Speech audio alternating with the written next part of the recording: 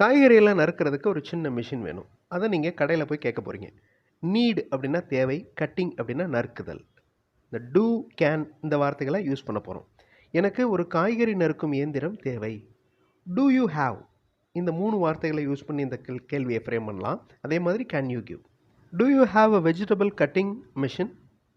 அதே மாதிரி can you give me a vegetable cutting machine? இந்த மாதிரி கேள்விகள் நீங்கள் ஃப்ரேம் பண்ணலாம். அதே மாதிரி ஐ அப்படிங்கிறது சப்ஜெக்ட், நீட் அப்படிங்கிறது வேர்பு, ஆப்ஜெக்ட் வந்து கட்டிங் மிஷின். இதை மாற்றி நீங்கள் ஃப்ரேம் பண்ணிங்கன்னா சென்டென்ஸ் தப்பாயிரும். ஸோ இந்த கேன் வச்சு யூஸ் பண்ணோன்னா can you give me a vegetable cutting machine? இது ஒரு மாடல் வேர்ப். கேன்.